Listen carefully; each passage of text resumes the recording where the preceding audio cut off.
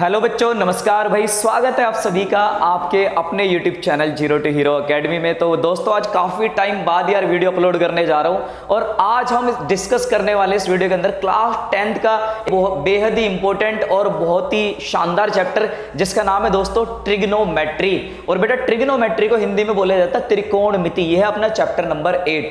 बहुत सारे बच्चों को इस चैप्टर में बहुत दिक्कतें आती है, बहुत ज़्यादा डिफिकल्ट लगता है, लेकिन मेरी गारंटी इस बात का प्रॉमिस करता हूं, इस वीडियो के अंदर चैप्टर को बिल्कुल ऐसे पढ़ा दूंगा आपको लगेगा हम हिंदी पढ़ रहे हैं। मैथमेटिक्स फील नहीं होने दूंगा दोस्तों। आपको हर एक चीज का इंतु किंतु परंतु का रीजन बताऊंगा, कहां पर कोई चीज हो रही है तो क्यों हो रही है, ठीक है ना। और बहुत ही डिटेल में हम इसकी आइडेंटिटीज, इसके फॉर्मूले, इसके टाइप्स और प्रूवमेंट वाले क्वेश्चनों को शानदार तरीके से और एक सिंपल वे में कैसे करें ये भी हम जानेंगे। तो चलिए करते हैं वीडियो को स्टार्ट।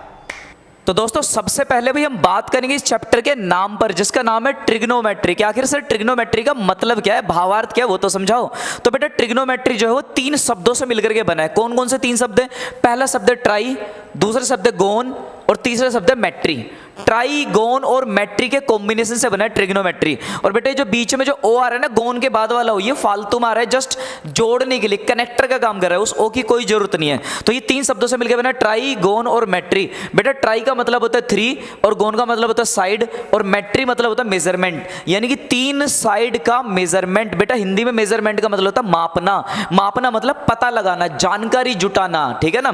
तो जब हम 3 साइड का यानी कि 3 भुजाओं को 3 साइड को मेजरमेंट करते हैं, मापते हैं, उनकी जानकारी निकालते हैं, उनके बारे में कुछ इंपॉर्टेंट बातें फाइंड करते हैं, तो बेटा ऐसी कोई चीज कहलाती है ट्रिग्नोमेट्री का पार्ट। इसे ट्रिग्नोमेट्री बोला जाता है। लेकिन यहां पर मन में एक सवाल उठ जाता है बच्चों के कि सर 3 साइड यानी कि 3 भुजाओं का मेजरमेंट तो करना है, लेकिन 3 साइड किस चीज में आएंगी? अरे ये तो कोई नालायक बच्चा भी सोच लेगा कि 3 साइड किसी ट्राइंगल की होंगी। बेटा, किसी ट्राइंगल की 3 साइड का मेजरमेंट, 3 साइड की जानकारियां इकट्ठा करना ट्रिग्नोमेट्री कहलाता है। लेकिन यहां पर सबसे इंपॉर्टेंट और काम की बात यह है कि दुनिया में कई तरह के ट्राइंगल होते हैं। 90 डिग्री से कम वाला ट्राइंगल, एक एंगल जिसका 90 डिग्री वो ट्राइंगल, एक जिसका 90 डिग्री से ज्यादा का एंगल हो वो वाला ट्राइंगल, ठीक है। लेकिन यहां पर सर आप कौन से ट्राइंगल की बात कर रहे हो? क्या दुनिया के सारे ट्राइंगल में ट्रिग्नोमेट्री लग जाएगी? नहीं बेटा, दुनिया के सारे ट्राइंगल में ट्रिग्नोमेट्री नहीं लगेगी। यहां पर नोट करने वाली बात यह है कि trigonometry is only applicable in right triangle. बेटा, राइट एंगल ट्राइंगल के अंदर ही ट्रिग्नोमेट्री लगती है बस। दुनिया में अगर कहीं पर भी ट्रिग्नोमेट्री काम करेगी तो राइट एंगल ट्राइंगल में। सर राइट एंगल ट्राइंगल कौन सा? बेटा, राइट एंगल ट्राइंगल वो ऐसा कोई भी ट्राइंगल दुनिया के अंदर जिसके पास एक एंगल 90 डिग्री का हो, 90 डिग्री का हो, वहां ट्रिग्नोमेट्री का एग्जिस्टेंस होगा, वहां ट्रिग्नोमेट्री पाई जाएगी। और दुनिया में इसके अलावा कहीं ट्रिग्नोमेट्री लगने वाली नहीं है। वहां पर 90 डिग्री होना बहुत जरूरी है, चाहे फिर वो कोई भी ट्रायंगल हो। और जो किसी भी ट्रायंगल में 90 डिग्री बनेगा तो ऐसे ट्रायंगल को बोलते हैं राइट एंगल ट्रायंगल। तो इसलिए बोला जाता है ट्रिग्नोमेट्री केवल और केवल राइट एंगल ट्रायंगल में लगती है। अब कोई बच्चा बोलेगा सर ऐसा क्यों? तो बेटा, इस क्यों का जवाब मैं आपको चैप्टर के आगे दूंगा। तो क्या उम्मीद है आपको यहां तक समझ में आया? ट्रिग्नोमेट्री 3 चीजों से मिलकर बना, ट्राई, गोन और मैट्री। ट्राई मतलब 3, गोन मतलब साइड और मैट्री मतलब मेजरमेंट। तो जब बेटा 3 साइड का मेजरमेंट, उनकी जानकारी इकट्ठा करें, उनके बारे में कुछ जानकारी पता लगाएंगे, तो ऐसे 3 साइड को मापना, उनके बारे में जानकारी और इंफॉर्मेशन को कलेक्ट करना, यही ट्रिग्नोमेट्री में आता है। ट्रिग्नोमेट्री हमेशा किसी ट्राइंगल की स्टडी करेगी और ट्राइंगल भी कौन सा वाला? Right angle triangle. केवल ये राइट एंगल ट्राइंगल में काम करेगी और किसी में काम करने वाली नहीं है। तो चलिए चैप्टर में और आगे बढ़ते हैं। तो दोस्तों, अब यहां पर जैसे हम चैप्टर में आगे बढ़ते हैं तो फिर हमें समझना पड़ेगा डिटेल में राइट एंगल ट्राइंगल के बारे में कि सर राइट एंगल ट्राइंगल कौन सा। उम्मीद है मैंने आपको पहले बता दिया, राइट एंगल ट्राइंगल वो जिसमें एक एंगल 90 डिग्री का आ जाए। तो बेटा यहां पर हमने एक ट्राइंगल बनाया है, इसका नाम रखा है ABC, जिसमें एक एंगल 90 डिग्री का आ गया। और बचपन से हमें पढ़ाया गया जिसमें एक एंगल 90 डिग्री का होगा उसमें एक साइड को बोला जाता है बेस। ये जो जमीन पे ना बेटा, मान लो एक बिल्डिंग है, बिल्डिंग, और ये बिल्डिंग जमीन पे खड़ी है ऐसे करके, तो ये जमीन पे खड़ी, जमीन मतलब बेस पे खड़ी, तो इसलिए इसको बोला जाता है बेस। और बेटा ये जो सीधी जो हाइट देख रहे हो ना, हाइट 90 डिग्री पे, इस हाइट को बोला जाता है परपेंडिकुलर। और बेटा यहाँ 90 डिग्री देख रहे हो, 90 डिग्री के सामने जो साइड होती है सबसे तिरछी वाली और बड़ी वाली, इसको बोलते हैं हाइपोटेनियस। इसको मैथ्स की भाषा में बोलते हैं हाइपोटेनियस। तो 90 डिग्री वाला ट्रायंगल राइट एंगल ट्रायंगल जिसकी 3 साइड, तीनों का अपना अपना नाम है, बेस, परपेंडिकुलर एंड हाइपोटेनियस। अब बेटा यहाँ पर ध्यान देने वाली बात यह है कि जिसे मैं हाइपोटेनस बोल रहा हूँ इसके बारे में काम की बात यह है कि हाइपोटेनस हमेशा 90 डिग्री वाले एंगल के सामने होता है। हाइपोटेनस हमेशा 90 डिग्री के अपोजिट में ही होता है, उसके सामने ही होगा। और बेटा दूसरी काम की बात यह है कि जो तिरछी वाली साइड आप देख रहे हैं ना, ये तिरछी वाली, ये हमेशा इस पूरे ट्रायंगल की सबसे बड़ी साइड होती है। तो इसलिए मैंने लिख दिया हाइपोटेनस हमेशा सबसे लॉन्गेस्ट साइड होगी इस पूरे राइट एंगल ट्रायंगल की। तो यहाँ पर ध्यान देने वाली बात है, कोई पूछेगा हाइपोटेनस कहां पर होता है, तो आप बताना सर 90 डिग्री वाले एंगल के सामने होता है। दूसरा, अगर कोई तुमसे पूछे कि सबसे बड़ी साइड कौन सी होती है राइट एंगल ट्रायंगल में, तो बता देना कि सर सबसे बड़ी साइड हाइपोटेनियस ही होती है। It is the longest side of the right angle triangle. ठीक है सर। अच्छा, दूसरी इंपॉर्टेंट बात बेटा यहां पर यह है, जिस ट्रायंगल में एक एंगल 90 डिग्री का आता है वहां पर एक फॉर्मूला लग जाता है जिसको बोलते हैं पाइथागोरस थ्योरम। पाइथागोरस बाबा क्या करके गए थे कि मैं गारंटी लेता हूं इसमें एक थ्योरम काम कर जाएगी। और भैया पाइथागोरस थ्योरम हर बच्चे को पता होनी चाहिए, नहीं पता तो मैं बता देता हूं। बेटा पाइथागोरस साहब ने यह कहा था कि अगर कोई राइट एंगल ट्रायंगल आपके पास है तो वहां पर परपेंडिकुलर का स्क्वायर अगर आप करते हो और बेस का स्क्वायर अगर आप करते हो तो हमेशा बराबर होगा हाइपोटेनस के स्क्वायर के।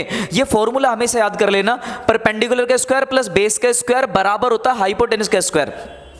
मैं बेटे इसको आसान भाषा में कुछ इस तरीके से आपसे कहना चाहूंगा, आप इसको ऐसे याद करो कि ये जो साइड खड़ी हुई है ना, खड़ी वाली साइड का स्क्वायर और प्लस ये जो जमीन पे पड़ी है पड़ी वाली साइड का स्क्वायर बराबर बेटा सबसे बड़ी वाली साइड का स्क्वायर। आसान भाषा में आप इसको ऐसे याद कर सकते हो। और बेटा यहां पर ध्यान देने वाली एक और इंपॉर्टेंट बात यह है कि इस ट्रायंगल के अंदर जिस हिसाब से मैंने ए बी सी मैंने मान रखा है, तो बेटा बी पर बना है 90 डिग्री का कोण, ये सबको दिखाई दे रहा है, बी पर 90 डिग्री बना है। लेकिन यहां पर ये जो बेटा ए पर जो एंगल बना है ना और जो एंगल यहां पर सी पर बना है बेटा ये 90 डिग्री से कम है, ये 90 डिग्री का नहीं है। These are less than 90 degree, 90 degree से कम होगा हमेशा।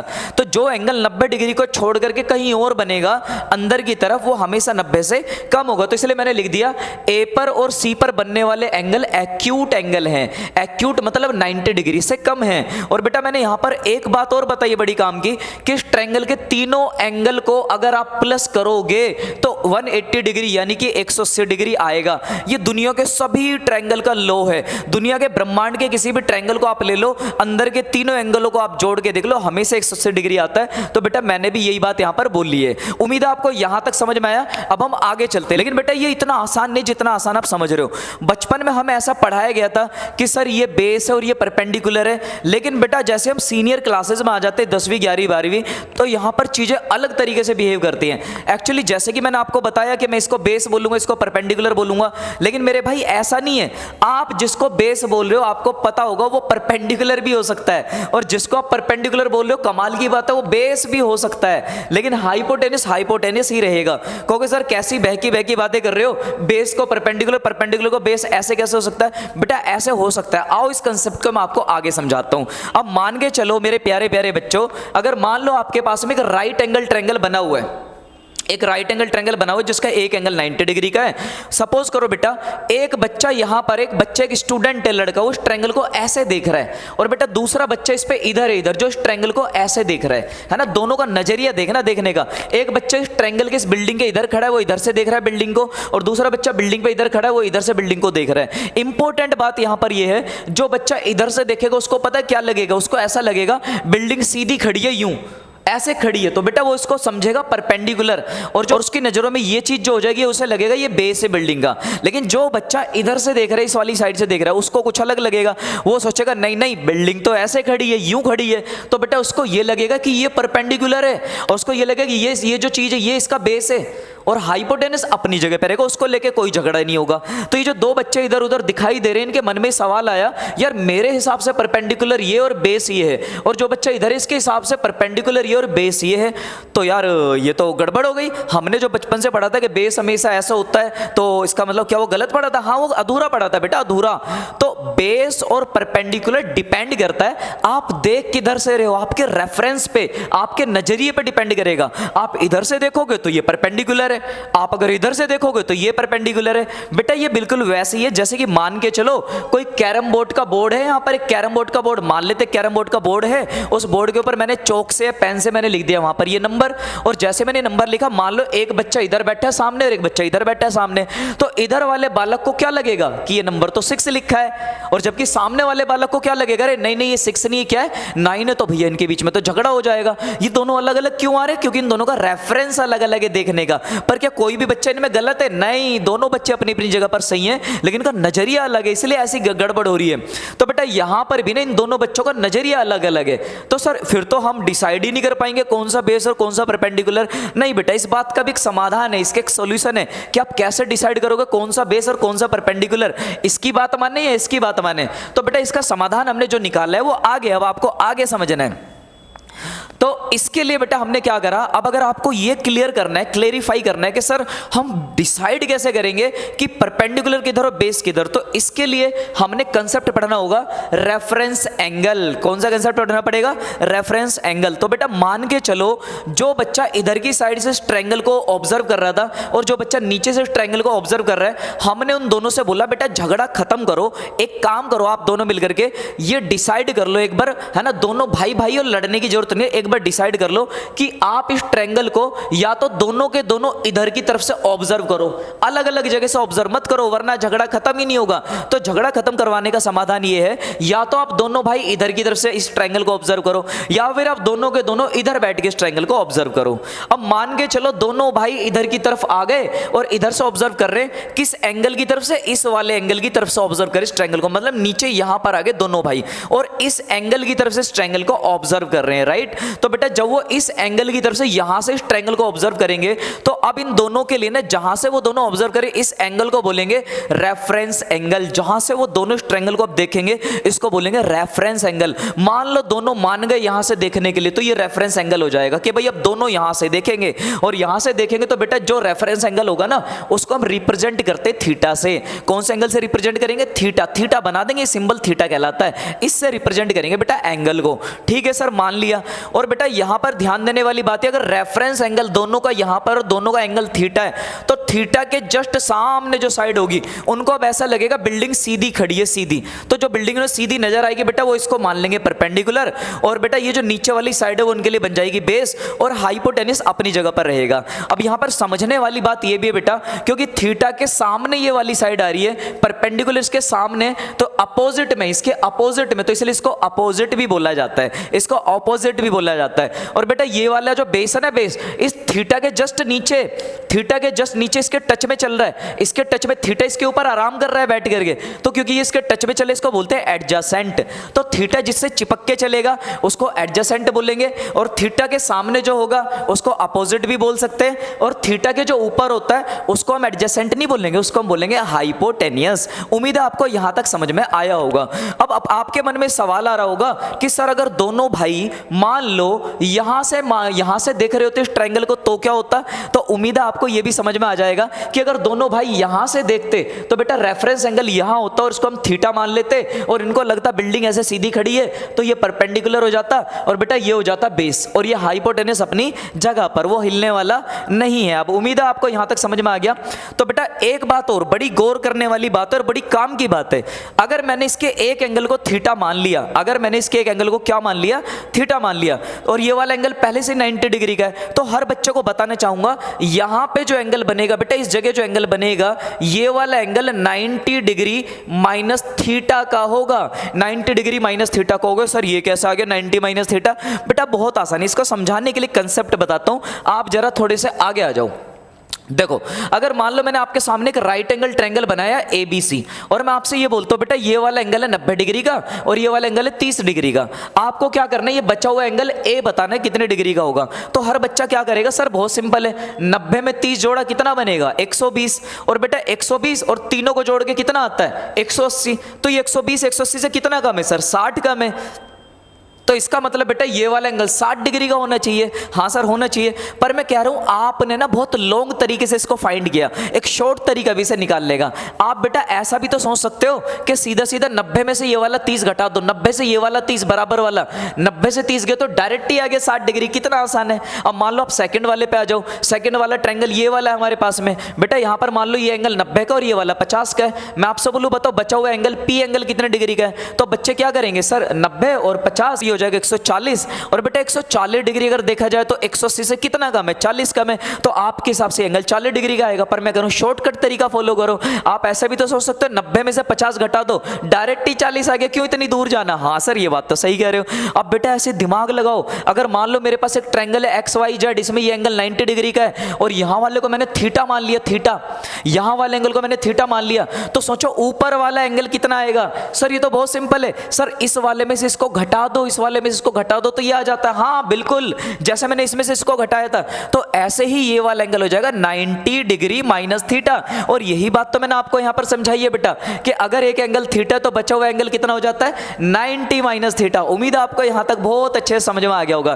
तो चलो प्यारे प्यारे बच्चों थोड़ा और आगे चलते समझने की कोशिश करते। तो आर्यभट्ट साहब ने ट्रिग्नोमेट्री को ड्राइव किया था, उन्होंने इसको डिस्कवर किया था। तो हमारे देश के महान आर्यभट्ट साहब ये बात तब किए बेटा जब ना तो टिकटॉक का जमाना था और ना ही इंस्टाग्राम रील का जमाना था।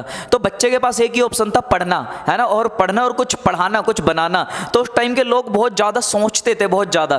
तो आर्यभट्ट साहब भी अपने घर पे बैठे हुए थे, राइट एंगल ट्रायंगल लेके, उनके पास एक 90 डिग्री वाला ट्रायंगल था और वो उसको देख रहे थे। हाँ यार बढ़िया लग रहा है, सुंदर लग रहा है। इसमें एक साइड उन्होंने यहाँ थीटा मान लिया, रेफरेंस एंगल थीटा हो गया। इसका मतलब ये हो गया सामने वाली साइड परपेंडिकुलर हो गई, थीटा के सामने वाली साइड परपेंडिकुलर हो गई, क्योंकि दुनिया को अब लगेगा कि ये बिल्डिंग ऐसे खड़ी है। और बेटा नीचे वाली जो साइड है वो हमेशा बेस हो जाएगी, यानी कि एडजेसेंट है, और 90 के सामने वाला हाइपोटेनियस।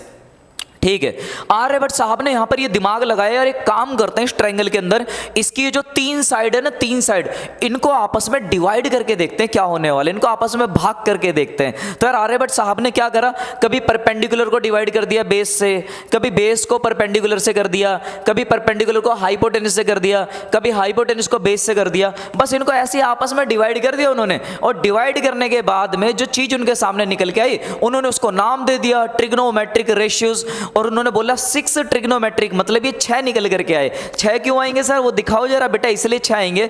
अच्छा अगर मैं आपसे पूछूं परपेंडिकुलर को अगर मैं डिवाइड करना चाहूं, अगर मैं परपेंडिकुलर की लंबाई को डिवाइड करना चाहूं तो कौन कौन सी लंबाइयों से डिवाइड कर सकता हूं? तो आप कहोगे कि सर आप परपेंडिकुलर को एक तो हाइपोटेनस से डिवाइड कर सकते हो और एक बेस से डिवाइड कर सकते हो। तो सर इसको डिवाइड करने के 2 तरीके हो गए। बिल्कुल बेटा, अब अगर मान लो मैं आपसे यही सवाल दोबारा पूछूं कि बेटा बेस को अगर डिवाइड करना हो तो इस वाली लंबाई को किस किस से डिवाइड करोगे? तो आप कहोगे सर हम इसको इससे डिवाइड कर सकते हैं और इससे डिवाइड कर सकते हैं। तो इसके भी कितने तरीके आ गए? 2 तरीके।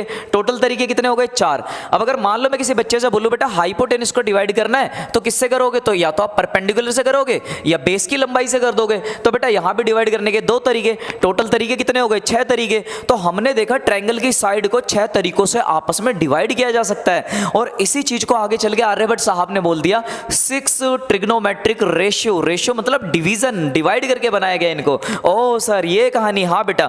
लेकिन यहां पर इससे भी ज्यादा इंपॉर्टेंट और इंटरेस्टिंग बात बेटा यहां पर आपके लिए ये है कि भैया जब आर्यभट्ट साहब ने इनको डिवाइड किया, जैसे कि मान लो उन्होंने परपेंडिकुलर को डिवाइड कर दिया हाइपोटेनस से, परपेंडिकुलर को किससे डिवाइड कर दिया? हाइपोटेनस से डिवाइड कर दिया। तो बेटा उन्होंने, उनको पता था कि हाँ ये परपेंडिकुलर है, आर्यभट्ट साहब को पता था नीचे वाला हाइपोटेनस है, लेकिन आर्यभट्ट साहब ने सोचा इस पूरे को डिवाइड करने के बाद एक नया नाम दे देंगे, और उन्होंने इसको एक नया नाम दे दिया बेटा। और उन्होंने इसको नाम जो दिया उन्होंने बोला इसको बोलेंगे साइन थीटा। इसको क्या बोलेंगे? Sine theta.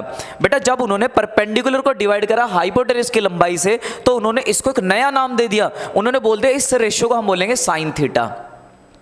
बेटा ये बिल्कुल वैसे ही है जैसे कि आप मान के चलो आपके पास में एक पेन है, पेन, समझना बात को, पेन के ऊपर उसका कैप, पेन के ऊपर क्या है उसका कैप, और कैप के नीचे क्या है उसकी बॉडी। ऊपर क्या है कैप, नीचे क्या है उसकी बॉडी। बेटा ऊपर वाले का नाम अलग है जिसे आप कैप बोल रहे हो, नीचे वाले का नाम अलग है जिसको आप बॉडी बोल रहे हो, लेकिन दोनों एक दूसरे के ऊपर फिट होने के बाद क्या बन जाता है? पेन। तो एक नया नाम पड़ गया उसका। जैसे बेटा ऐसे एक और एग्जाम्पल है बोतल। बोतल में बेटा अगर देखा जाए तो ऊपर आता है उसका ढक्कन, नीचे होती है उसकी बॉडी, तो ढक्कन के नीचे बॉडी, तो क्या बना? टोटल बना। वैसे ही यहां पर आर्यभट्ट साहब ने वैसे ही तो कंसेप्ट लगाया कि भैया ऊपर वाला परपेंडिकुलर, नीचे वाला हाइपोटेन्यूस, इन दोनों का नाम अलग अलग है पर पूरे को नया नाम दे दिया साइन थीटा, तो उन्होंने इसको साइन थीटा बोल दिया। अब कुछ बच्चे सोचेंगे कि सर यहां पर इसका नाम जब साइन थीटा रखा तो खाली साइन रख देते, थीटा क्यों लगाया साथ में, साइन रख देते, थीटा क्यों जरूरी था लगाना। बेटा अगर मैं थीटा नहीं लगाता, अगर मैं थीटा नहीं लगाता तो एक गड़बड़ हो जाती। खाली अगर मैं इसको साइन लिख के छोड़ देता तो प्रॉब्लम ये थी, फिर ये बनता परपेंडिकुलर अपॉन हाइपोटेन्यूस, तो बेटा फिर क्लियर नहीं हो पाता कि परपेंडिकुलर इधर वाला ले या इधर वाला ले। हाइपोटेन्यूस का तो दिक्कत नहीं थी, उससे तो वो तो कंफर्म है, लेकिन परपेंडिकुलर समझ में नहीं आता किधर से ले रहे हो आप साहब, किधर वाला परपेंडिकुलर।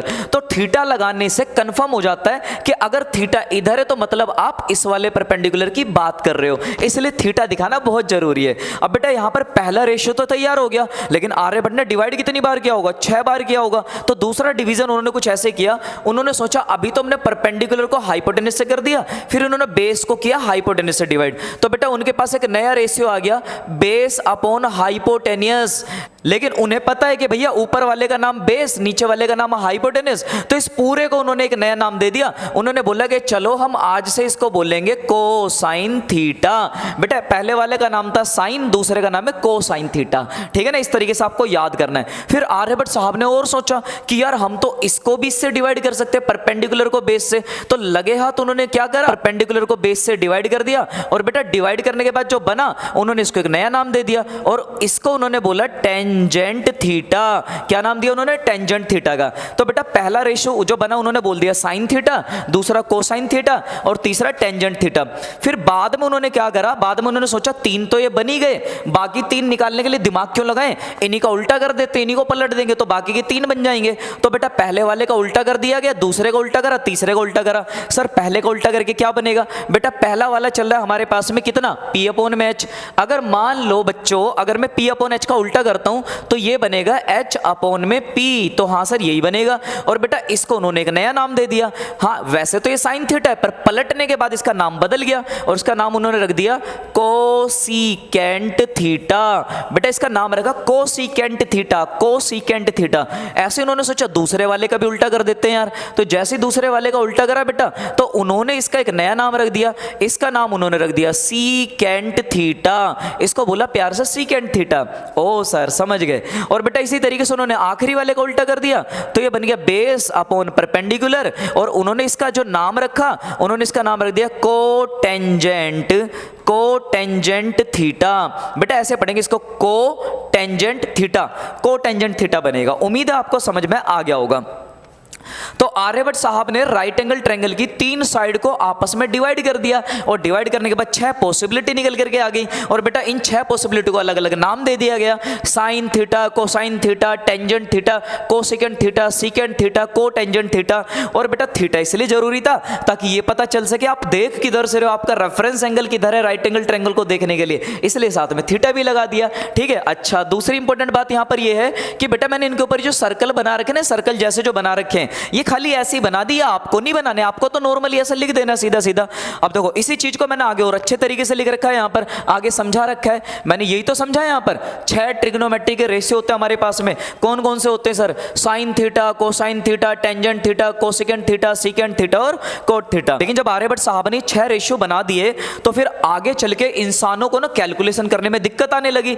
इंसान थोड़ा आलसी टाइप का है, इंसानों ने सोचा यार ऐसा करते हैं, आर्यभट्ट साहब जो बता के गए थे ना काफी बड़े बड़े नाम रखे गए हैं, काफी बड़े बड़े नाम, बहुत लंबे लंबे नाम है, इस नाम को थोड़ा छोटा कराया जाए, इस नाम को थोड़ा शॉर्ट किया जाए, ज्यादा बड़ा नाम हो गया यार, कोसिकेंट थीटा, कोटेंजेंट थीटा, कौन पढ़ेगा इतने बड़े बड़े नाम। तो उन्होंने कोशिश करी इसको थोड़ा छोटा करने की, इसको थोड़ा शॉर्ट फॉर्म में लिखने की। तो दोस्तों हम आज की डेट में जो हमारे आर्यभट्ट साहब हमारे लिए रेशियो बना करके गए थे उनका नाम एक्चुअली ऐसे था, पर हम आज किताबों में ऐसे नहीं पढ़ते, आज हम किताबों में ऐसा पढ़ते हैं। बेटा हमने यहां पर क्या करा, इसके शुरू के 3 लेटर लिए, 3 लेटर, ई को हटा दिया, हमने लिया SIN, तो हमने लिया सिन, हमने लिया सिन और सिन के पीछे लिया थीटा। तो बेटा हमने पहले वाले रेशियो को नाम दे दिया सिन थीटा, लेकिन हम इसको पढ़ते साइन थीटा ही है, होता सिन थीटा लेकिन पढ़ते कैसे, साइन थीटा पढ़ते हैं। समझ में आया। फिर हमने इसको भी छोटा करने की कोशिश करी, कोसाइन, काफी बड़ा नाम लग रहा है, तो बेटा हमने यहां से भी 3 लेटर उठा लिए, 3 लेटर COS और साथ में लिया थीटा, तो बेटा ये बन गया कोस थीटा। तो बेटा साइन थीटा का शॉर्ट फॉर्म होता है सिन थीटा थीटा, जिसको हम साइन ही पढ़ते हैं, और कोसाइन थीटा का छोटा रूप होता है कोस थीटा। उम्मीद है ये भी समझ में आया होगा। फिर टेंजेंट में से हमने क्या करा, 3 लेटर उठा के लिया है, तो बेटा इसका छोटा रूप जो बना हमने उसको आज की डेट में बोला टेन थीटा। हम टेंजेंट थीटा इतना बड़ा नाम क्यों पुकारें, हम शॉर्टकट में बोलेंगे टेन थीटा। ऐसे बेटा हमने यहां पर 3 लेटर उठाने की कोशिश करी कोसेक में से, लेकिन अगर यहां से 3 लेटर उठाऊंगा COS तो ये तो लफड़ा हो जाएगा, क्योंकि COS तो पहले भी आ चुका है, तो यार ये दोनों नाम सेम तो होने नहीं चाहिए। तो हमने यहां पर 2 एक्स्ट्रा लेटर और ले लिए। हमने सोचा एक काम करते 2 एक्स्ट्रा और ले लो, तो बेटा हमने यहां पर बना दिया कोसेक थीटा। हमने यहां पर बना दिया कोसेक थीटा, इसका छोटा रूप कोसेक थीटा, ठीक है ना। और यहां पर जो यहां पर सीकेंट है, इसका हमने 3 लेटर उठाए और बेटा इसको हमने बोल दिया सेक थीटा। और यहां पर कोटेंजेंट के 3 लेटर उठाए और बेटा हमने इसको बोल दिया कोट थीटा। तो हम आज की डेट में इनको ऐसा पढ़ते हैं। आर्यभट्ट साहब जो बता के गए थे वो नाम थोड़े बड़े बड़े थे। हमने कोशिश ये करी, इंसानों ने कोशिश ये करी, हम लोगों ने कोशिश ये करी है कि इनको कुछ हद तक छोटा किया जा सके। उम्मीद है आपको यहां पर समझ में आ गया होगा। लेकिन यहां पर भी एक काम की बात और जरूरी बात जो आपको पता होनी चाहिए बच्चों, और वो ये है, एग्जाम में बेटा जब भी सवाल बनेगा कोई तुमसे ये नहीं बोलेगा कि शॉर्ट फॉर्म बताओ साइन थीटा की, शॉर्ट फॉर्म बताओ कोसाइन थीटा की, शॉर्ट फॉर्म बताओ टेंजेंट की। वहां पर बेटा ये लिखा हुआ आएगा right the abbreviation, right the abbreviation, abbreviation शब्द आएगा, right the abbreviation of tangent theta. तो टेंजेंट थीटा का छोटा रूप क्या है, एब्रीविएशन मतलब शॉर्ट फॉर्म, समझे। तो बता देना सर टेन थीटा कौन सी बड़ी बात है। अगर पेपर में सवाल बना right the abbreviation of the secant theta, तो बता देना सर एब्रीविएशन मतलब छोटा रूप, सर वो तो सेक थीटा बनेगा, है ना, कितना आसान। तो बेटा अब आपके दिमाग में ये आ रहा होगा कि सर ये 6 रेशियो तो ठीक है, पर इनको याद कैसे करें, इनको याद रखने की क्या ट्रिक है, क्या इनको रटना पड़ेगा। नहीं मेरे भाई, इनको याद करने की कोई जरूरत नहीं है, क्योंकि इनको याद करने की हमारे पास एक शानदार सी ट्रिक। आओ समझते कि इन सबको कैसे याद किया जाए, कि किसका रेशियो कौन सा होगा, इनको याद करने की आखिर वो कौन सी ट्रिक है। तो बेटा इन्हें याद करने की ट्रिक ये है, आप इसको यहां पर समझो। तो इसके लिए मैं छोटा सा फॉर्मूला, छोटी सी ट्रिक याद करनी है, जिसे आप ऐसे बोलोगे पाकिस्तान भूखा प्यासा, और नीचे आप लिखोगे हिंदुस्तान हरा भरा। वाओ क्या लाइन सिखा दी सर आपने। बेटा आपको इसको ऐसे ही याद रखना है, पाकिस्तान भूखा प्यासा, हिंदुस्तान हरा भरा। कुछ बच्चे इसको ऐसे भी याद करते हैं यहाँ पर कि पापा बियर पियोगे, हाँ हाँ बेटा। और बेटा कुछ बच्चे इसको ऐसे भी याद करते हैं, याद करने के लिए, कि पंडित बद्री प्रसाद हर हर बोले, यानी कि पंडित बद्री प्रसाद नाम के जो हर वक्त क्या बोलते रहते हैं, हरी हरी बोलते रहते हैं। तो बेटा इसको कई तरीकों से आप याद कर सकते हो, ठीक है। अगर आपको ये याद हो गया तो ये तो थी ट्रिक, लेकिन इसके अंदर छिपा क्या, इसमें छिपा ये है, हम बोल तो रहे पाकिस्तान भूखा प्यासा, हिंदुस्तान हरा भरा, लेकिन बेटा पी का मतलब यहां पर परपेंडिकुलर, और बी का मतलब यहां पर बेस, और बेटा यहां एच का मतलब होगा हाइपोटेनियस। और अगर आपको ये वाली बात याद हो गई तो बेटा अभी आप यहां ध्यान से देखो, ये लिखे हुए डिवाइड में, डिवाइड का मतलब रेशियो में लिखे हुए हैं, और टोटल ये 6 हैं बेटा। 3 तो ये सीधे सीधे और 3 इनका उल्टा करके टोटल 6 रेशियो का यहां पर ट्रिक में फिट कर दिया गया। यहां पर आप ध्यान से देखो बेटा, ये जो पहला वाला रेशियो बनेगा, ये पहला वाला जो बनेगा, हम इसी को बोलते हैं साइन थीटा, यानी कि सिन थीटा, ठीक है ना। और बेटा यहां पर जो बीच वाला दूसरा वाला बेस अपॉन हाइपोटेनियस, बेटा इसी को बोला जाता है कोस थीटा। और यहां पर मेरे प्यारे बच्चों ये जो तीसरा वाला है, इसको बोला जाता है यहां पर टेन थीटा। तो पहला रेशियो साइन थीटा, दूसरा कोस थीटा, तीसरा टेन थीटा। और बेटा अगर पहले वाले का आ जाए उल्टा, उल्टा आ जाए, मतलब एच अपॉन पी आ जाए, तो बेटा पहले वाले को बोलेंगे हम यहाँ पर कोसेक थीटा, और दूसरे वाले का जो उल्टा आएगा बेटा इसको बोलेंगे सेक थीटा, और तीसरे वाले को उल्टा आएगा तो इसको बोलेंगे बेटा हम यहाँ पर कोट थीटा। तो इस तरीके से आप किसी भी रेशियो को इजीली ट्रिक की मदद से याद कर सकते हो। तो मैं जब भी आपसे पूछूंगा कि मुझे टेन थीटा का रेशियो बताओ या कोसेक का रेशियो बनाओ, तो आप ऐसा कर सकते हो, ये चीज बना लेना, पापा बियर पियोगे, हाँ हाँ बेटा वाली, और यहां से रेशियो बता देना कि सर ये लो कितना आसान है, साइन थीटा का ratio perpendicular upon hypotenuse, sir cos का ratio base upon hypotenuse, sir tan theta का रेशियो कितना आसान है सर, परपेंडिकुलर अपॉन बेस। इस तरीके से आप बता सकते हो। और अगर मैं पूछूंगा कोसेक थीटा, तो सर ये लो पहले वाले का उल्टा, hypotenuse upon perpendicular, sec theta दूसरे का उल्टा, सर ये लो hypotenuse upon base, cot theta का तीसरे वाले का उल्टा। तो उम्मीद है आपको यहां तक समझ में आ गया होगा बेटा, इनको इस तरीके से आप याद कर सकते हो। लेकिन यहां पर एक बात और है जो काम की मैं आपको बता दूं बेटा, जैसे कि हमने 6 रेशियो पढ़े, साइन, कोस, टेन, कोसेक, सेक, कोट। तो बेटा यहाँ पर देखने वाली बात ये है, साइन थीटा में अंग्रेजी के 3 लेटर आ रहे हैं, SIN, और बेटा कोस थीटा में भी अंग्रेजी के 3 लेटर आ रहे हैं, COS, और बेटा टेन थीटा में भी अंग्रेजी के 3 लेटर आ रहे हैं, TAN। सही है ना, थीटा को हटा दिया जाए अगर ऐसा सोचा जाए तो। लेकिन बेटा यहाँ पर सेक में भी 3 है, कोट में भी 3-3 लेटर है, लेकिन एक गड़बड़ है यार, ये कोसक थीटा में 5 लेटर है, ये सुंदर नहीं लग रहा। हालांकि कोसक थीटा को कोसक थीटा ही बोला जाता है, लेकिन हमारी आजकल की मॉडर्न मैथमेटिक्स के अंदर कोसक थीटा का भी छोटा तरीका ढूंढ लिया इसको सही तरीके से लिखने का, वो भी 3 लेटर में। तो हम इसको कैसे लिखते हैं बेटा, हम क्या करते हैं, यहां से सेकंड वाला लेटर डिलीट कर देते हैं, पहला वाला रखते हैं, सेकंड डिलीट कर देते हैं, दूसरा तीसरा रखते हैं, चौथा डिलीट कर देते हैं। तो बेटा यहां पर हमारे पास बचेगा C, यहां पर बचेगा S, यहां पर बचेगा C। तो जिसको आप कोसेक थीटा बोल रहे हो उसको आज की डेट में इसको डिलीट करके और इसको डिलीट करके बेटा इसको पढ़ा जाता है CSC थीटा, इसको CSC थीटा भी किताबों में पढ़ा जाता है। बहुत सारी किताबों में लिखा होगा कोसेक थीटा को हम CSC थीटा भी बोलेंगे। तो उम्मीद है आपको 6 के 6 रेशियो समझ में आ गए, इनको पढ़ना कैसा है, और कोसेक थीटा को CSC थीटा भी बोला जाता है, ये बात अपने को समझ में आ गई। अब इससे इसकी सुंदरता बढ़ गई, सारे 3-3 लेटर में आ गए। देखो CSC में भी 3 लेटर आ रहे हैं, वो बात अलग है, CSC थीटा जो है किताबों में थोड़ा कम मिलेगा, बट कहीं ना कहीं मिलेगा जरूर। तो आप इसके लिए तैयार रहना, आपको पता होना चाहिए कि इसको ऐसा भी पढ़ा जाता है। तो बेटा अगर यहां तक समझ में आ गए तो मुझे लग रहा है कि आपको पूरा मजा आ रहा होगा। तो चलिए हम बढ़ते हैं अपने अगले टॉपिक की तरफ। तो बच्चों अब हम बढ़ चुके हैं अपने अगले और बहुत ही शानदार टॉपिक की तरफ। टॉपिक क्या है उसे समझने के लिए एक छोटी सी स्टोरी समझनी पड़ेगी, और बेटा फोकस पूरा यहां होना चाहिए 100%। भाई लीवर किडनी में उतार दूंगा मैथमेटिक्स को, बिल्कुल भी टफ नहीं लगने दूंगा चैप्टर, बस पूरा फोकस और अटेंशन के साथ समझना है आपको एक एक चीज को। दोस्तों यहां पर मैंने 6 के 6 रेशियो लिख दिए।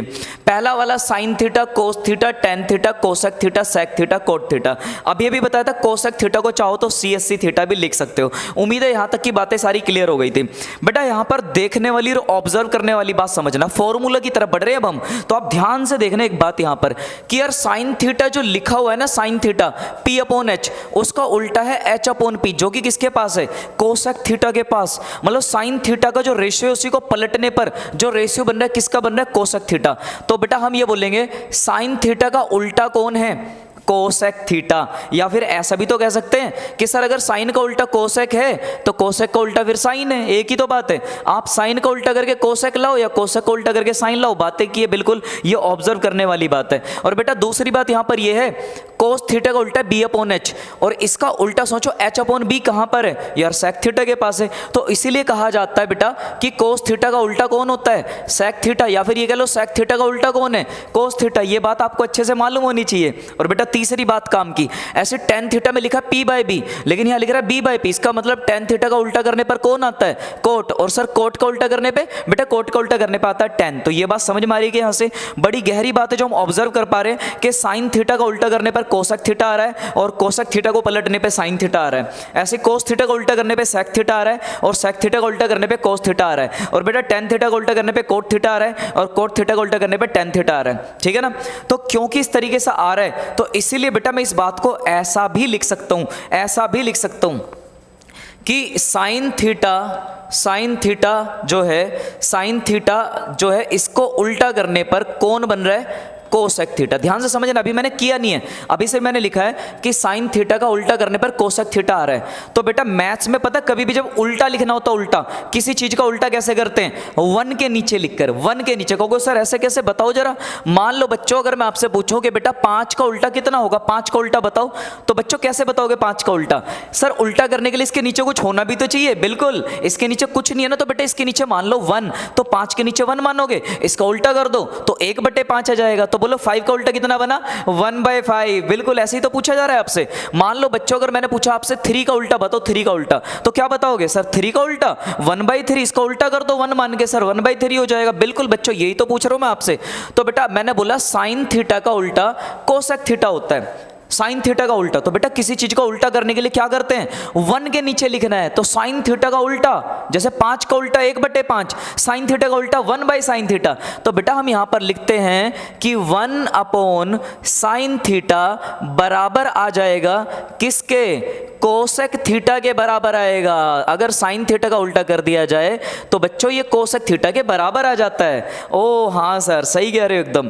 बेटा इसी तरीके से हम ये भी तो कह सकते हैं कि कोसेक थीटा का उल्टा करके साइन थीटा आ जाएगा। हाँ सर ये भी सही है। तो कोसेक थीटा का जब मैं उल्टा करूंगा तो 1 के नीचे लिखूंगा, किसी चीज का उल्टा करते उसके नीचे लिख के, तो बेटा कोसेक थीटा का उल्टा बनेगा यहाँ पर 1 अपॉन में कोसेक थीटा, और इसका उल्टा करने पे कौन आ जाएगा, साइन थीटा आ जाएगा सर। बिल्कुल, तो बेटे यहाँ पे बन जाएंगे हमारे पास दो आइडेंटिटीज, दो फॉर्मूले बन गए हमारे पास।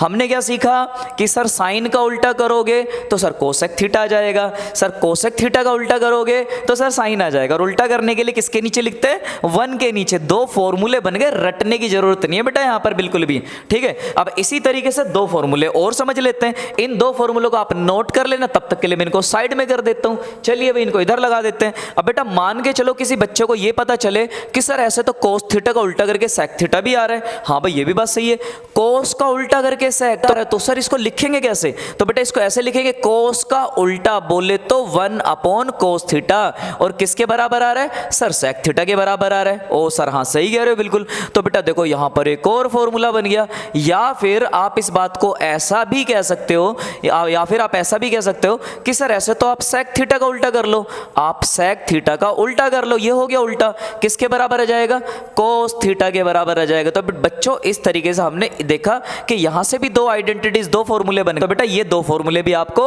याद करने हैं। इसी तरीके से आगे दो और बनाने वाले, चलो उनकी तरफ बढ़ते हैं। उम्मीद है आपको यहां तक मजा आ रहा होगा, हर चीज अच्छे से समझ में आ रही होगी। तो बच्चों अगर मान के चलो, अगर हम ये सोचने लग जाएं ऐसे तो tan का उल्टा कोट होता है, तो सर tan का उल्टा कर दो। हाँ बेटा tan का उल्टा करेंगे ना, 1 अपॉन में tan थीटा, ये हो गया इसका उल्टा, और ये किसके बराबर आएगा सर, ये तो कोट थीटा के बराबर आएगा। बिल्कुल बेटा इसके बराबर आएगा। ये लो एक और फॉर्मूला बना दिया आपके लिए। इसी तरीके से आप ऐसा भी तो सोच सकते हो कि सर ऐसा तो आप कोट को उल्टा कर दो तो tan आ जाएगा। हाँ बेटा ये भी कर सकते हैं। अगर कोट का उल्टा करेंगे तो 1 अपॉन में कोट थीटा, और बेटा बराबर किसके जाएगा, tan थीटा के। तो ये दो फॉर्मूले भी हमने यहां से ड्राइव कर लिए। तो बेटा इस तरीके से हमारे पास टोटल फॉर्मूले कितने हो गए यहां पर, 6 फॉर्मूले। अब इन 6 के 6 को एक साथ इकट्ठा करने की कोशिश करते हैं। तो बेटा 6 के 6 फॉर्मूले अपने पास कुछ इस तरीके से आगे निकल करके। तो बच्चों अभी जो फॉर्मूले हमने सीखे इनको एक साथ आपको मैंने यहां पर लिख करके दिखा दिया। आप इन सबको याद कर सकते हो, बहुत काम आने वाले हैं। और सिर्फ 10वीं में नहीं बेटा, 11वीं और 12वीं में जिंदगी बदल देंगे ये फॉर्मूले, इतने ज्यादा काम आते हैं हमारी लाइफ के अंदर। सुनो अब जरा ध्यान से। अब यहां पर देखो दोबारा एक बार रिपीट करवाता हूं। साइन थीटा का उल्टा होता है कोसेक थीटा, या फिर ऐसा कह लो कोसेक का उल्टा वापस आ जाता है साइन थीटा। इसी तरीके से बेटा हमने फिर ये देखा, कोस का उल्टा होने पर सेक हो जाता है, और सेक का उल्टा होने पे वापस कोस हो जाता है। वेरी गुड, बहुत आसान है। इसी तरीके से हमने यहां देखा कि बेटा tan का उल्टा करने पर कोट हो जाता है, और बेटा कोट का उल्टा करने पर tan हो जाता है। तो ये फॉर्मूले हमने यहां से याद कर लिए। तो उम्मीद है आपको ये फॉर्मूले अच्छे समझ में आ गए होंगे। अब बेटा इसके अंदर हम कुछ फॉर्मूले और बनाने वाले हैं, बड़े ध्यान से बनाने वाले। सर दिखाओ कौन सा फॉर्मूला बनाने वाले हो, ध्यान से देखना, ध्यान से। जो हमने फॉर्मूले ड्राइव करें इन्हीं में 3 फॉर्मूले और बना दूंगा आपके लिए। बेटा यहां पर देखो जो चीज डिवाइड में चली 1 upon sine theta cosec theta के बराबर है। आप ऐसे सोचो, क्या मैं डिवाइड वाली चीज को उठा के मल्टीप्लाई में ले जा सकता हूं? हाँ सर ले जा सकते हो मल्टीप्लाई में। तो बेटा जैसे ही मल्टीप्लाई में आएगा तो बराबर में बचेगा 1, इक्वल टू में बचेगा 1। ऐसे आप देखो यहां भी कर सकते हो। अगर आप चाहो तो इस वाले को डिवाइड से उठा के कहां ला सकते हो, मल्टीप्लाई में ला सकते हो। तो बेटा इन दोनों की मल्टीप्लाई करेंगे तो भी किसके बराबर आएगा, 1 के बराबर आएगा।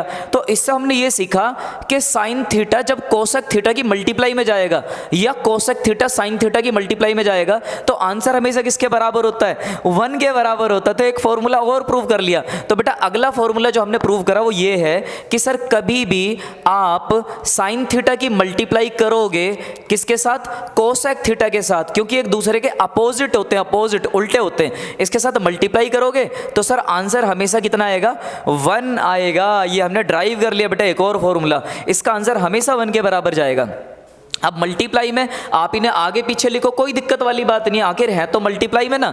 इसी तरीके से बेटा यहाँ पर इसका सेकंड फॉर्मूला, दूसरा फॉर्मूला देखो, अगर आप कोस थीटा को इधर ले गए मल्टीप्लाई में और ऐसे सेक थीटा को इधर ले गए, तो बेटा अगला फॉर्मूला क्या मिलेगा कि कोस और सेक की मल्टीप्लाई करने पर आंसर किसके बराबर जाता है, 1 के बराबर। तो बेटा इसलिए कहा जाता है कि कोस थीटा की मल्टीप्लाई जब भी सेक थीटा के साथ होगी तो ये हमेशा किसके बराबर रहता है, 1 के बराबर रहता है। एक आखिरी फॉर्मूला हो रहा है बेटा यहाँ पर, ऐसे सोचो अगर tan को इधर मल्टीप्लाई में ले जाऊं और कोट को इधर ले जाऊं तो बेटा एक और फॉर्मूला ड्राइव हो जाएगा यहाँ से कि सर कभी भी tan थीटा की मल्टीप्लाई आप कोट थीटा से करोगे तो आंसर तब भी किसके बराबर आएगा, 1 के बराबर। तो बच्चों, प्यारे बच्चों, ये 3 फॉर्मूले भी आपको याद करने हैं, आपकी जिंदगी में बहुत काम आएंगे तीनों फॉर्मूले। लो मैं थोड़ा सा आपको इनको अच्छे से दिखा देता हूँ। ये रहे वो 3 फॉर्मूले कि बेटा साइन थीटा इंटू में कोसेक थीटा बराबर है 1 के, और ऐसे कोस इंटू सेक 1 के बराबर है, और टेन इंटू कोट 1 के बराबर है। फिर भी अगर किसी बच्चों को ये बात समझ में ना आए तो मेरे पास एक और तरीका है इस बात को कहने का, एक और तरीका है। क्या सर, वो भी बताओ। बेटा जैसे कि मैंने आपको अभी अभी समझाया कि साइन थीटा और इनटू में कोसेक थीटा हमेशा 1 के बराबर होता है। और कोई बच्चा कहे सर मुझे अभी भी समझ में नहीं आया क्यों होता है 1 के बराबर, सर कोई खास कारण। मैं कहूँगा बेटा एक और तरीका है, याद करो एक और तरीका कौन सा है। बेटा साइन थीटा का रेशियो क्या सिखाया था मैंने तुम्हें, रेशियो क्या लिखा जा सकता है साइन थीटा को, सर साइन थीटा को लिख सकते हैं परपेंडिकुलर अपॉन में हाइपोटेनियस। हाँ सर ये तो सही कह रहे हो। इसी तरीके से बेटा अगर मैं आपसे पूछूं कोसेक थीटा को क्या लिखेंगे, सर कोसेक थीटा को आपने बताया था इसका उल्टा लिखना है, उल्टा। अच्छा मतलब इसको एच अपॉन पी, हाँ बेटा इसको एच अपॉन पी लिखेंगे। अब यह ध्यान से देखना बेटा, ध्यान से, क्या इस वाले पी से ये वाला पी कटेगा, हाँ सर कट जाएगा क्योंकि डिवाइड में चल रहा है, और एस एच भी कट गया। तो बोलो आंसर कितना बचा, सर ये तो 1 बचेगा, बिल्कुल सही बोल रहे हो। तो इसीलिए तो बोला जाता है साइन और कोसेक की मल्टीप्लाई करके आंसर 1 आता है। बेटा जिस तरीके से ये 1 आता है उसी तरीके से कोस थीटा की और इनटू में सेक थीटा की मल्टीप्लाई करने पे भी 1 आता है, और बेटा उसी तरीके से टेन थीटा और इनटू में कोट थीटा की अगर मल्टीप्लाई करें तो भी कितना आता है, 1 आता है। तो ये फॉर्मूले हमने यहाँ पर ड्राइव कर लिया। उम्मीद है आपको यहाँ तक पूरा मजा आ रहा होगा, हर चीज समझ में आ रही होगी कैसे हो रही है और क्यों हो रही है। अब बेटा यहां पर जब इतने फॉर्मूले बन चुके थे तो हमारे मैथमेटिशियन लोगों ने एक फॉर्मूला और बनाया, एक नया शानदार फॉर्मूला और बनाया। वो कौन सा फॉर्मूला है सर, दिखाओ। तो बेटा इस फॉर्मूले को प्रूव करने के लिए मैं सबसे पहले एक नया फॉर्मूला देने से पहले मैं आपको ये बता दूं कि अभी हमने सीखा था पाकिस्तान भूखा प्यासा, हिंदुस्तान हरा भरा। अभी हमने ये सीखा था, हाँ सर सीखा था, याद है, बहुत अच्छे से याद है। अब बेटा मान के चलो इसी चीज में से मैं क्या करने वाला हूं, सपोज करो मैंने आपसे बोला कि बेटा एक काम करते, एक एक्सपेरिमेंट करते, एक्सपेरिमेंट करेंगे।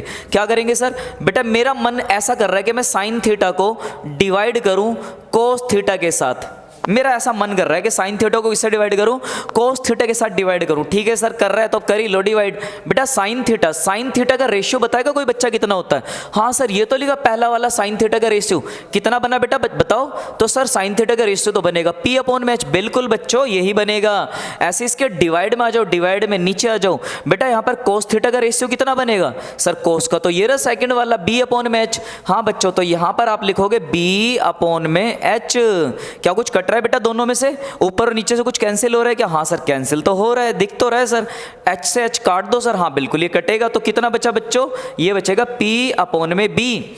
और बेटा ये जो पी अपॉन में बी बचा, जरा गौर करना, मैंने डिवाइड तो पहले वाले को दूसरे वाले से किया है, पर जो मेरे पास निकल के आया पी अपॉन बी वो तीसरा वाला आ गया। वाह अमेजिंग, ये तो चमत्कार हो गया। और ये तीसरा वाला रेशियो किसका होता है, टेन थीटा का। तो बेटा इसका मतलब इसका जो आंसर होता है वो टेन थीटा के बराबर होता है। कमाल कर दिया सर, कमाल कर दिया। साइन को कोस से डिवाइड करो 10 बना दिया, बिल्कुल बेटा। तो आज से आपको ये वाली बात याद रखनी है बहुत अच्छे से, है ना। क्या याद रखना है आपको कि कभी भी जिंदगी में साइन थीटा के नीचे आ जाए कोस थीटा बराबर कितना आ जाएगा, टेन थीटा आएगा। बिल्कुल ये आपको याद रखना है बच्चों। या फिर आप एक तरीके से और भी याद कर सकते हो, जब ये फॉर्मूला अपने पास है तो हम इसका एक फोकट का फॉर्मूला और बनाते हैं। मान लो कल को हमने क्या करा, इसका उल्टा कर दिया। उल्टा कैसे करोगे सर, बेटा मान लो मैंने कल को कोस थीटा को डिवाइड कर दिया साइन थीटा से। तो सुनो, जब मैं इधर वाले का उल्टा करूंगा तो बच्चों मैं टेन का भी तो उल्टा करूंगा। हाँ सर टेन का भी उल्टा करोगे, इधर का उल्टा तो हो चुका, इधर का उल्टा करूंगा टेन का उल्टा। लेकिन बच्चों टेन का उल्टा तो कोट होता है ना, तो मैं इतना ड्रामा क्यों करूं, मैं सीधा कोट थीटा लिख देता हूं यहां पर। तो बेटा ये आपको याद कर लेना है, अगर साइन के नीचे कोस होगा तो इसका मतलब टेन होगा, और अगर आप इसका उल्टा कर दोगे तो फिर ये कोट होगा। साइन के नीचे कोस होगा तो ये टेन बनेगा, अगर आप इसको पलट दोगे उल्टा कर दोगे तो टेन का उल्टा हमने पढ़ा था कोट होता है, तो इसलिए इसको कोट से रिप्रेजेंट करेंगे। तो ये दो बड़े खास फॉर्मूले आपको बहुत ध्यानपूर्वक लिख लेने, नोट कर लेने और याद कर लेने। अब बच्चों सुनो अगली इंपॉर्टेंट बात, यहां पर बच्चों के मन में यह भी सवाल आ सकता है, सर आपने एक एक्सपेरिमेंट करा, आपने साइन को कोस से भाग कर लिया अपनी मर्जी से। सर ऐसे तो हम tan को sec से कर दें, sec को sin से कर दें, sin को cosec से कर दें। बेटा कर सकते हो, बिल्कुल कर सकते हो, लेकिन हमारे जो मैथमेटिशियन थे, जो हमारे साइंटिस्ट लोग थे, उन्होंने बोला कि बस इसी को डिवाइड करके फॉर्मूला बनाएंगे। बनाने को तो 15-20 और बन जाएंगे, पर उन्होंने कहा उनको बनाने की जरूरत नहीं है, क्योंकि दुनिया में जितने भी क्वेश्चन है, ट्रिग्नोमेट्री के दुनिया में जितने भी क्वेश्चन है, वो बस इतने फॉर्मूलों से आंसर उनका आ जाता है। तो इसलिए हमने और ज्यादा डिवाइड करने की कोशिश नहीं की। जब इतने से आंसर आ रहा है तो यार क्यों डिवाइड करके 10-15 फॉर्मूले और बनाए, तो इसको यहीं पर स्टॉप कर दिया गया। उम्मीद है आपको यहां तक समझ में आया।